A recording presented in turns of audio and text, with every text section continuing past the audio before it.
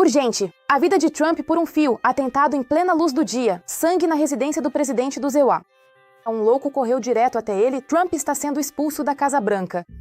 Os democratas já armaram suas armadilhas, simplesmente tomam o poder. O que escondem das câmeras veio à tona, os bastidores chocantes da Casa Branca. Moscou está em cinzas, a artilharia ucraniana abre as portas do inferno, mas o desenvolvimento da Ucrânia deixou o mundo inteiro boquiaberto. Ninguém jamais teve uma arma assim, Putin treme só de ouvir o nome, a arma da morte já está a caminho. Uma descoberta histórica ou uma armadilha para um ditador, Zelensky e Putin. Negociações que estavam sendo aguardadas há 4 anos. A contagem regressiva começou, faltam 21 dias para o fim da guerra. Ninguém esperava por isso. A Casa Branca fez uma declaração decisiva. O acordo já está em cima da mesa. Ataque nuclear ao planeta. A China removeu o pavio, a arma do juízo final já está passando. Julgamentos secretos. O mundo está em pânico. Falaremos mais sobre isso adiante nesta edição. Ponto quente. Em uma tentativa urgente de assassinato contra Trump, um lunático invadiu sua residência. Sangue de Mar-a-Lago, massacre nos portões. Trump está sendo encurralado em uma armadilha mortal. O que aconteceu lá chocou o mundo inteiro. Ficou conhecido quem foi o agressor? Veja os detalhes. Mais uma tentativa de assassinato contra Trump. O invasor entrou no território da residência em Mar-a-Lago e foi morto a tiros pela segurança. O presidente, nesse momento, estava em Washington. Hoje de manhã, funcionários do Serviço de Segurança descobriram que um indivíduo havia invadido a área interna da residência. Eles foram verificar e se depararam com um homem branco, que portava um galão de gasolina e uma espingarda. Foi ordenado a ele que largasse esses 2 objetos e ele largou o galão, mas levantou a espingarda e assumiu posição de tiro. Nesse momento, o vice-xerife e 2 agentes do serviço secreto abriram fogo e neutralizaram a ameaça. Esta já é a 3ª tentativa de assassinato. Em 2024, um homem com um rifle foi detido enquanto esperava Trump perto de um campo de golfe. E alguns meses antes, durante um comício eleitoral, uma bala de sniper passou perto da cabeça do presidente dos ECTPAIs, atingindo sua orelha. Havia sangue por toda parte, e mesmo assim, de certa forma, eu me sentia completamente seguro, porque Deus estava comigo, ao meu lado. Todas essas tentativas de assassinato não são uma coincidência, mas uma reação natural às ações impopulares e excêntricas de Trump. Cada vez mais órgãos governamentais se manifestam contra sua política. A Suprema Corte dos EUA decidiu que Trump excedeu seus poderes ao impor tarifas sobre a importação de mercadorias. A decisão do tribunal provocou raiva e histeria no presidente. Eles são extremamente antipatrióticos e desleais à nossa Constituição. Na minha opinião sobre a decisão do tribunal, foram influenciados por interesses estrangeiros e por um movimento político que não é tão grande assim. Essas pessoas são repugnantes e ignorantes e fazem questão de se manifestar em voz alta. Alguns juízes têm medo disso. Eles não querem fazer o que é certo. No Senado, há manifestações ativas contra Trump. E com um índice de rejeição tão alto nas eleições que se aproximam neste outono, é cada vez mais provável que os republicanos não consigam a maioria. Eu acho que Donald Trump nunca leu a Constituição. Acho que ele simplesmente não está a par, não sabe, não entende que isso é a base da nossa democracia. Acho que ele não entende o que significa ser americano. E ninguém da família dele jamais serviu em nosso exército. Na verdade, ele só se preocupa com como pode arrancar dinheiro do povo americano, inclusive de seus próprios apoiadores. Acho que ele é um idiota que se cercou de um monte de bajuladores que só querem a aprovação dele. Até os próprios republicanos se opõem a Trump, propondo projetos de lei que anulam suas inovações. Essa lei de fato reconhece e destaca o papel que nós, como país da OTAN, desempenhamos ao cooperar com nossos aliados e garantir que não agiremos contra eles. E nenhum recurso será gasto nisso. É uma mensagem muito clara e direta e, para ser sincera, nunca pensei que teria que escrevê-la e apresentá-la ao Congresso.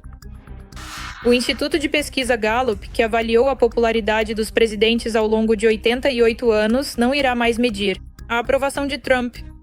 Tudo por causa de sua queda vertiginosa. Já em dezembro do ano passado, apenas 36% da população apoiava Trump.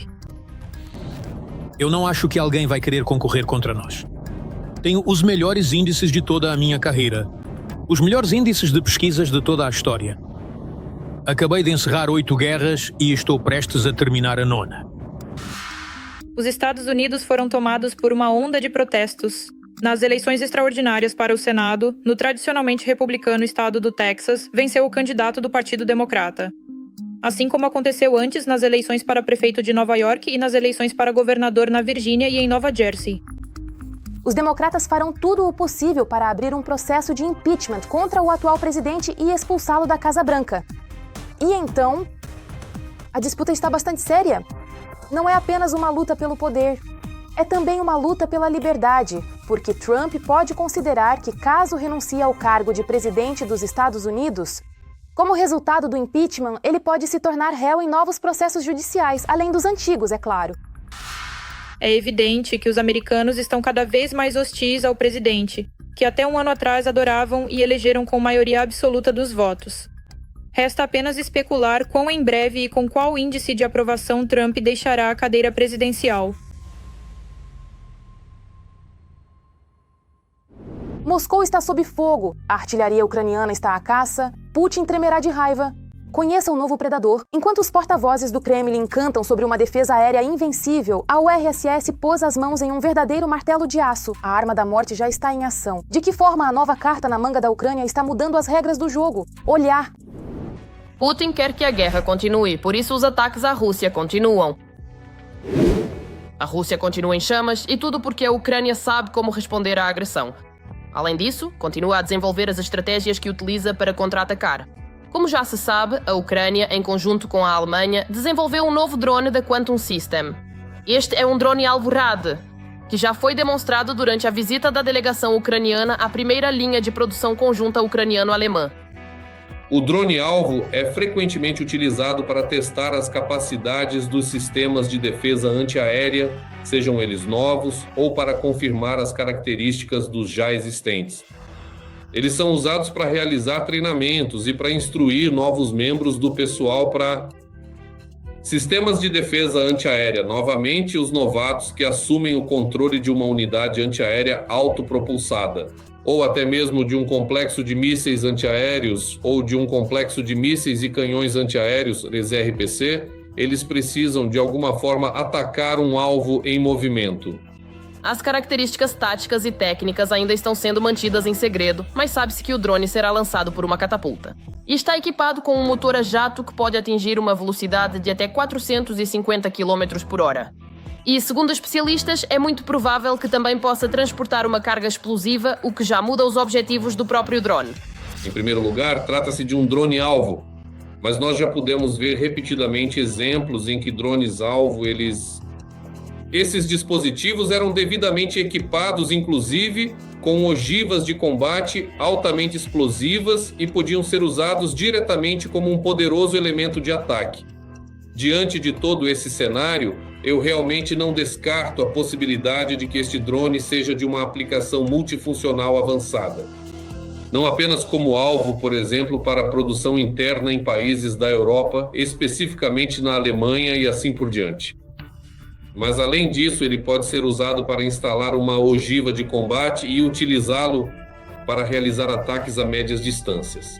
Ou seja, este é um drone projetado justamente para impactar a zona traseira intermediária do inimigo, seja em territórios temporariamente ocupados, seja no território da Federação Russa. Pode ser 10 quilos, 20, 30, 50 ou 100. Assim, qualquer drone-alvo, eventualmente, no futuro, ele poderá até se transformar em um drone de ataque. A Ucrânia continua desenvolvendo suas tecnologias e o complexo industrial militar.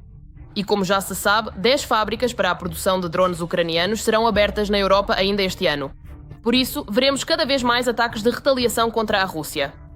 Mas não apenas com drones. O governo britânico anunciou em 11 de janeiro a intenção de criar especialmente para a Ucrânia um poderoso míssil balístico chamado Nighthawk. No comunicado do governo britânico, foi informado que o novo míssil balístico pode transportar uma carga de 200 quilos e voar até 500 quilômetros. E esses são apenas os dados iniciais. Como declarou o ministro das Forças Armadas do Reino Unido, Londres está firmemente decidido a fornecer mais armas aos ucranianos. Uma Europa segura precisa de uma Ucrânia forte. Esses novos mísseis britânicos de longo alcance permitirão que a Ucrânia continue lutando e farão Putin se preocupar. Mas o Nighthawk não é o único míssil que está sendo preparado para ser enviado à Ucrânia. 6 países europeus estão criando mais um novo míssil de cruzeiro. O acordo para seu desenvolvimento foi assinado pela Alemanha, França, Reino Unido, Itália, Polónia e Suécia. Segundo fontes ocidentais, esse projeto é conhecido como OOE 500+. O preço desse míssil será inferior ao do mercado. Além disso, os novos sistemas devem ser suficientemente inteligentes para atingir objetivos ocidentais sem controle manual. Quem exatamente? Se a Ucrânia ou a Rússia têm vantagem em mísseis drones, ainda é difícil dizer. Mas sabe-se que o Kremlin claramente não esperava tal resistência dos ucranianos, mesmo no 4º ano da guerra. Com ações defensivas, estamos simplesmente esgotando as tropas de ocupação russas no nível tático, operacional e operacional tático.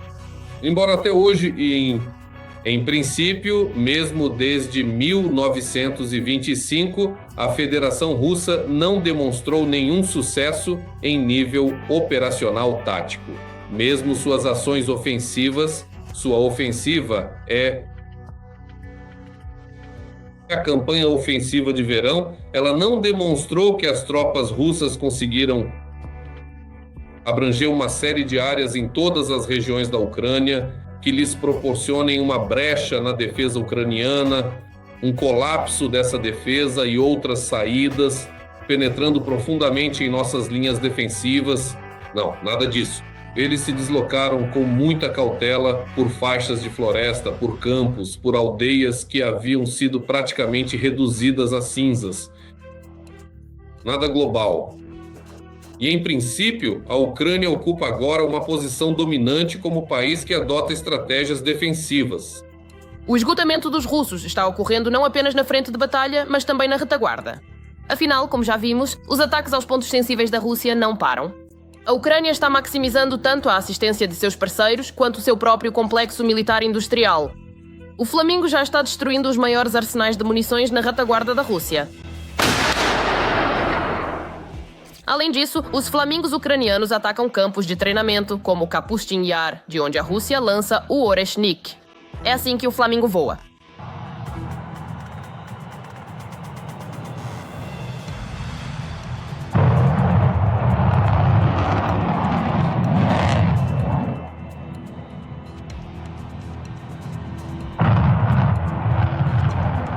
Rafarias, fábricas e unidades militares estão em chamas. O complexo de mísseis ucraniano Sapsan, equipado com mísseis balísticos, entrou em produção em série e uso sistemático. E este é o raio de alcance do Sapsan. Além disso, segundo algumas avaliações de especialistas, o Sapsan tem vantagem em velocidade sobre os ATACMS americanos e pode atingir Moscou com bastante facilidade. Algumas fontes afirmam que a Ucrânia já está utilizando esses mísseis, mas as informações sobre onde e como permanecem em segredo. Não podemos esquecer do Storm Shadow e do HIMARS, que os russos na televisão dizem destruir aos montes, mas nunca conseguem de fato. Mesmo assim, os HIMARS continuam atingindo as usinas termoelétricas. E o pânico russo fica mais evidente justamente na TV russa, pois até lá já começaram a falar sobre o quanto os ucranianos são fortes. Se a Ucrânia, só para imaginar por um instante, continuar assim, após o fim do conflito, o regime de Kiev permanece. Esse exército continua existindo. A Europa rearma esse exército e a Ucrânia é aceita na União Europeia. Acredite em mim, em 5 anos, quem vai mandar na União Europeia não será a Alemanha, nem a França, nem a Itália, a Polônia ou qualquer outro país desses. Quem vai mandar lá será a Ucrânia. Além disso, ela fará isso com total consciência de que é o seu exército ucraniano. Se quiser, atravessará toda a Europa. E nenhum exército francês, alemão ou de qualquer outro país poderá detê-la. A desmilitarização que Putin tanto quis realizar na Ucrânia fracassou completamente. Agora, os ataques ao território russo tornaram-se mais frequentes e mais poderosos, porque a Ucrânia sabe como responder à agressão. Choque. Chegou a hora. Encontro entre Zelensky e Putin. Uma nova rodada de negociações. Os Estados Unidos bateram com o punho na mesa. A guerra acabou. O Kremlin está em situação delicada. Kiev conseguiu fazer isso. Todos os detalhes dos acordos feitos nos bastidores. Olhar. Nas próximas semanas eles podem se encontrar cara a cara. Vladimir Zelensky e Vladimir Putin estão se preparando para sentar à mesma mesa de negociações. Reduzimos tudo a uma única questão e discutimos várias opções para resolvê-la, ou seja, ela é solucionável. Portanto, se ambos os lados quiserem resolver esse problema, nós o resolveremos. Só que o enviado especial do presidente dos Estados Unidos, Steve Witkoff, claramente está sendo evasivo quanto aos objetivos e problemas. Cada lado das negociações tem muito mais questões. Além disso, Kiev e Moscou abordam a questão do cessar-fogo de lados diametralmente opostos. Quanto a Vladimir Zelensky, ele apresentou sua visão sobre o fim das hostilidades em uma longa entrevista à BBC, publicada na véspera. Hoje parar Putin, não permitir que ele ocupe a Ucrânia, isso é uma vitória para a paz. Segundo o presidente ucraniano, Putin nunca aceitará um cessar-fogo completo de forma voluntária. Para o líder do Kremlin, o cessar-fogo é uma medida forçada, já que o exército de ocupação perdeu todos os seus recursos e pode desmoronar a qualquer momento. Eu acredito que para Putin ele precisa dessa pausa. Ele também precisa dessa pausa. Isso é verdade. Não importa o que ele diga, isso é verdade. E quando ele se recuperar, nossos parceiros europeus dizem que isso levará de 3 a 5 anos. Na minha opinião, ele conseguirá se recuperar em alguns anos, não mais que isso. Então para onde ele irá depois, nós não sabemos. Mas o fato é que ele vai querer continuar.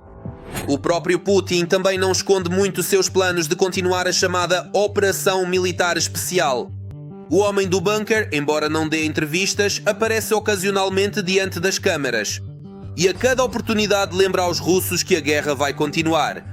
Ser longa, exaustiva e cada vez mais sangrenta. Sabe, quando tudo está calmo, estável, previsível para nós, ficamos entediados, é estagnação, queremos agitação. Assim que a agitação começa, todo mundo enlouquece. E os segundos e as balas, infelizmente, agora as balas estão zunindo. Então estamos com medo. É um horror, um horror. Bem, é um horror. E Putin nem sequer esconde que faz de tudo para que esse horror se instale em cada família russa. Nós não nos consideramos responsáveis pela morte de pessoas porque não fomos nós que começamos esta guerra. Em vez de se concentrar nas negociações de paz, o Kremlin está investindo todos os recursos do Estado no complexo militar industrial. Trabalho estável e rítmico da organização da indústria de defesa, incluindo a implementação de... Os contratos de exportação tornaram-se possíveis em grande parte devido às medidas de apoio governamental implementadas em tempo oportuno. Enquanto Donald Trump se entusiasma com mais um acordo de paz com a Rússia, Moscou está ativamente recrutando novos aliados para o verão de 2026.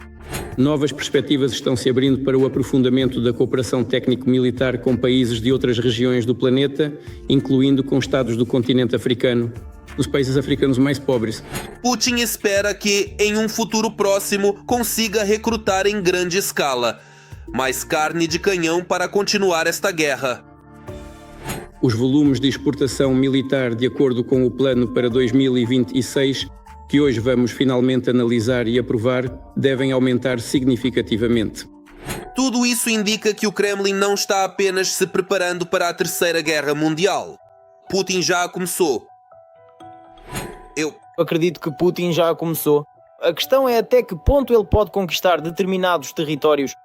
E a questão é como detê-lo, não para que a Rússia não vença. A Rússia quer trazer o seu próprio mundo e mudar a vida das pessoas para algo que elas gostem. O mesmo discurso é empurrado abertamente para as massas pelo ditador russo, só que em outra embalagem. Dizem que estão cercados de inimigos, que impõem aos russos um modo de vida estranho, com abastecimento centralizado de água e banheiros dentro do apartamento, além de aquecimento a gás, luz e democracia. A união deles foi baseada em princípios completamente diferentes. O que os unia era o desejo de lucro, o desejo de tomar algo de nós, conquistar, destruir, capturar. E o que nos unia era o anseio de preservar tudo. Nossa terra comum, nossas famílias, nossa cultura, nossas tradições. Como Putin e seus generais preservam a terra, a cultura e as tradições fica bem claro no exemplo das cidades ucranianas apagadas do mapa pelos libertadores russos. Isso é muito importante, isso é bom, isso precisa ser apoiado. Acontece que, enquanto Vladimir Zelensky se esforça ao máximo para alcançar uma paz verdadeira, Putin e seus generais fazem tudo o que podem para impedir o fim da guerra. Portanto, os países ocidentais deveriam Os desejos do Kremlin devem ser duramente reprimidos, em vez de tentar apaziguar Bunkerny.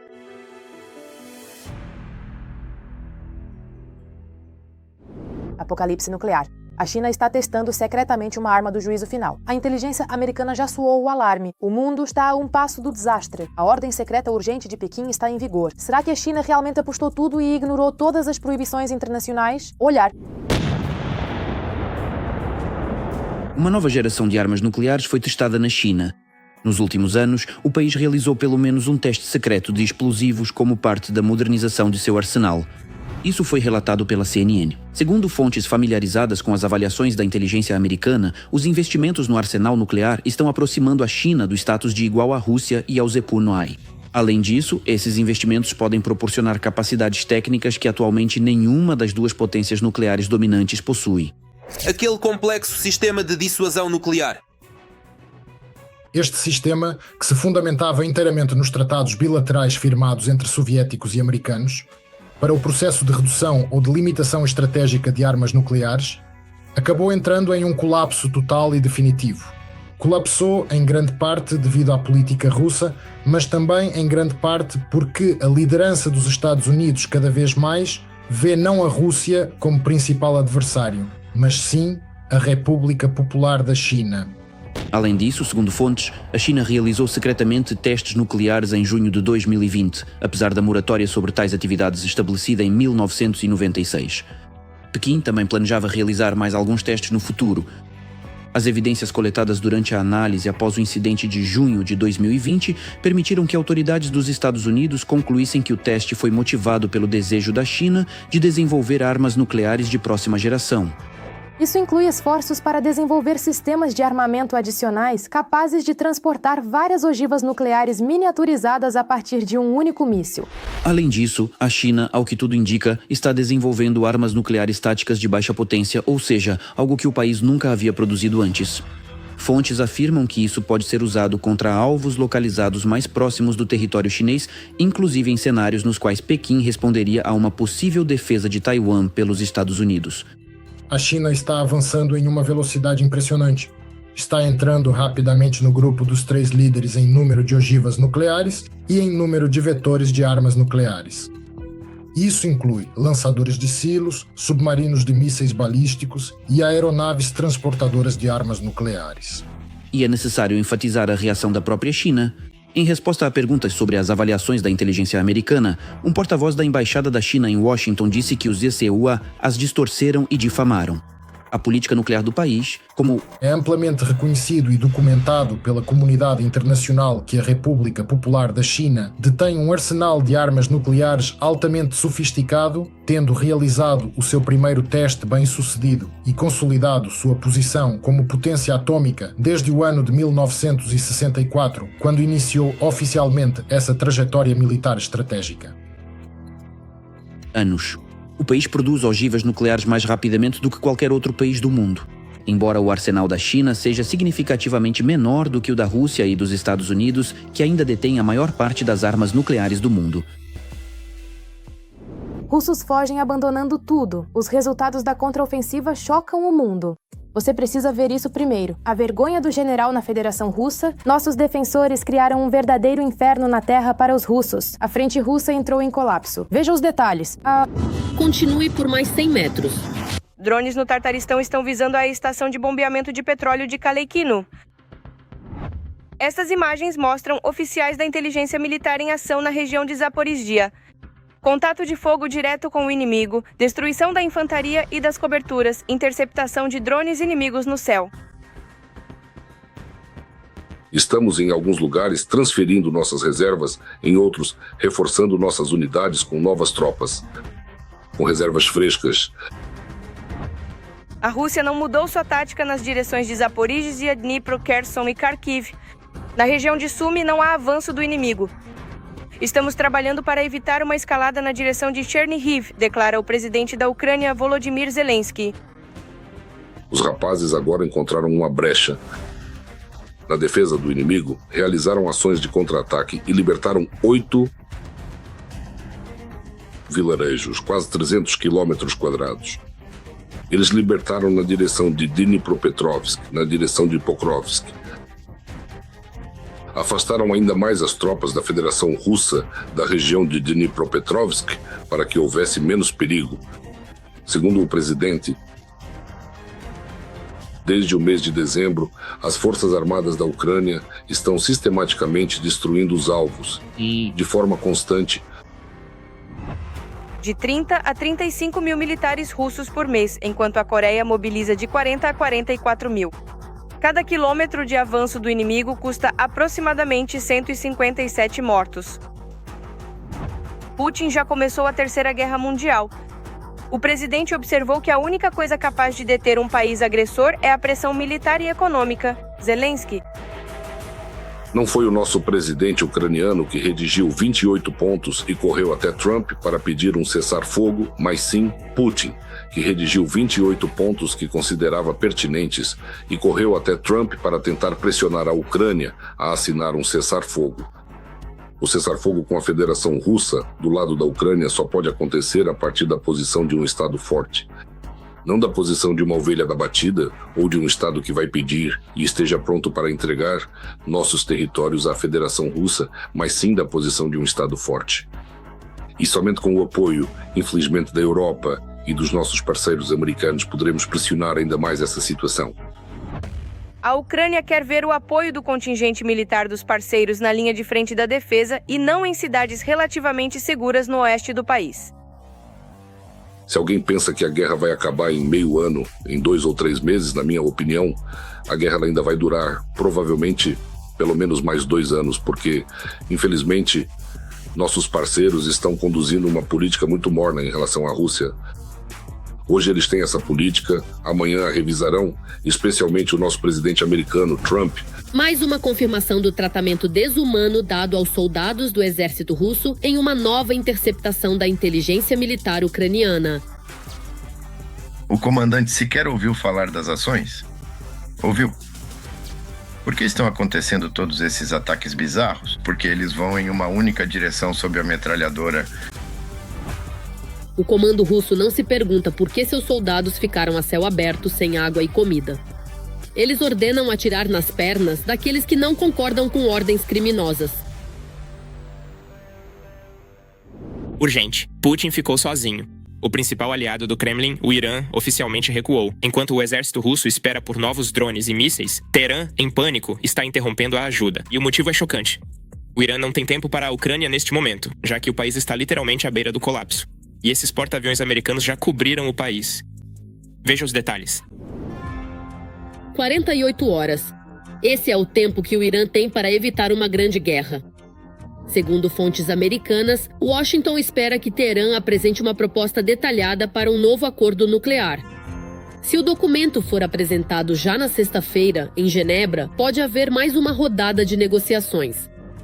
Provavelmente esta é a última chance que o presidente do CEUA, Donald Trump, dará ao Irã antes do início de uma grande operação militar americano-israelense, que pode ser diretamente direcionada contra o líder supremo do país, Ali Khamenei. Axios, citando fontes. Ao mesmo tempo, Washington não descarta uma opção intermediária. Segundo representantes americanos, as partes podem discutir um acordo temporário, uma espécie de pausa que permitiria fixar as restrições até a conclusão de um acordo nuclear completo. No entanto, é fundamental considerar que, mesmo diante de uma situação como esta que estamos observando agora, as circunstâncias podem mudar drasticamente. Fórmula há espaço para manobra. No círculo de Donald Trump, admite-se o chamado enriquecimento simbólico. Um nível mínimo, que seria totalmente transparente para o controle internacional, sem que nenhum passo tecnológico fosse dado em direção à criação de armas nucleares. A estratégia iraniana é ganhar tempo.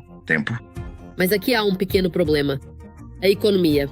E ela está atualmente em uma situação muito lamentável. Neste exato momento, os bancos iranianos atualmente que, de uma maneira ou de outra, são absolutamente fundamentais para o financiamento do exército e dos corpos militares, e que agora encontram-se neste exato momento em uma situação praticamente não de pré-default, mas de default total. E então,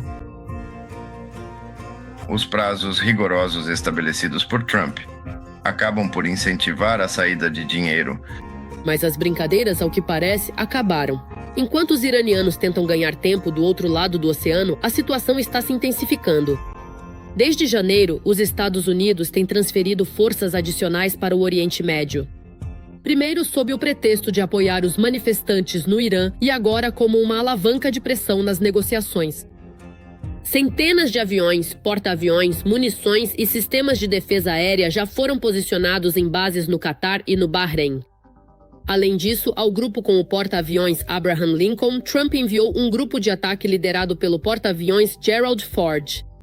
O preço que os americanos pagarão para iniciar uma guerra será muitas vezes maior do que o preço da presença da frota e da aviação americanas no Oriente Médio.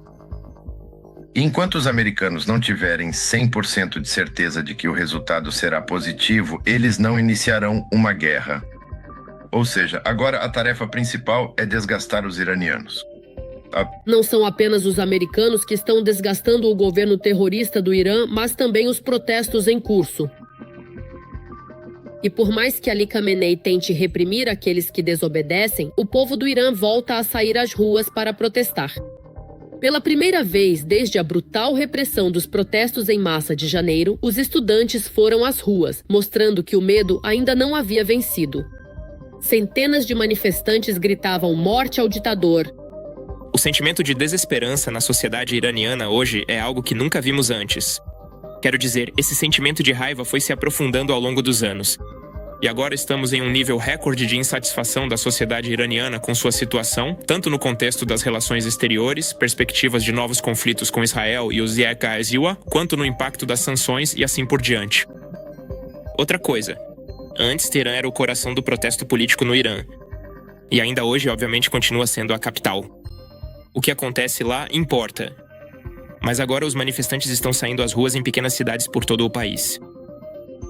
E enquanto as tensões aumentam no Irã, seu aliado, a Grande Rússia, prefere manter-se à margem. Em vez de apoiar seu aliado, Moscou realiza exercícios militares e compra armas. Em resumo, age exclusivamente em benefício próprio, sem se importar com o destino do Irã. O que espera o país a seguir? Paz ou uma grande guerra? Só o tempo dirá. Isso é tudo por hoje. E para mais notícias quentes da linha de frente, assista à próxima edição.